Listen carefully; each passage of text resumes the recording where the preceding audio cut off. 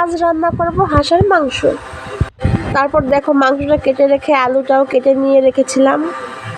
তারপর কড়াই দিব, কড়াই দিয়ে আলুগুলো ভেজে নিব। যতক্ষণ না আলুগুলো রাঙা রাঙা হবে ততক্ষণ ধরে নাড়তেই থাকবো। একটা জিনিস বলতে ভুলে গেছি বন্ধুরা, তোমরা সবাই কেমন আছো? বলতে বলতে দেখো আমার আলুগুলো রাঙা রাঙা হয়ে এসেছে, এখন আমি তুলে নেব। দুঃখের কথা বন্ধুরা, সমস্ত পুজো চলে গেছে, আবার হবে সামনের বছর।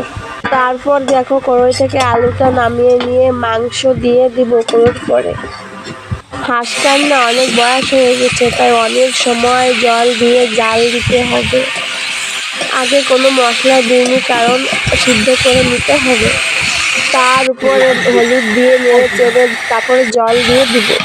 জল দিয়ে দিয়েছি, এবার জাল হতে লাগুক। তোমাদের আরও একটা জিনিস দেখাবো। এটা আমার হাতে কি বলো তো? এটা হচ্ছে আমাদের ঐতিহ্যবাহী চুই ঝাল। এটা মাংসের ভিতরে না দিলে টেস্ট লাগে না। আর আমরা না হাঁসের মাংসতে সেরকম পেঁয়াজ রসুন ব্যবহার করি না। তারপর দেখো আমি গরম মশলা নিয়েছি হাতে, এখন বাটতে বসেছি। আরেকটা রসুন দিয়েছি, আস্তে আস্তে তরকারির ভিতরে দিলে টেস্টটা ভালো লাগে।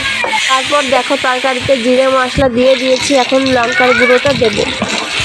লঙ্কার গুঁড়ো দেওয়া হয়ে গেলে এবারে জল দিয়ে অনেক সময় ফুটিয়ে নিলে তৈরি হয়ে যাবে আমার হাঁসের মাংস। দেখতে কেমন হয়েছে বন্ধুরা তোমরাই বলো।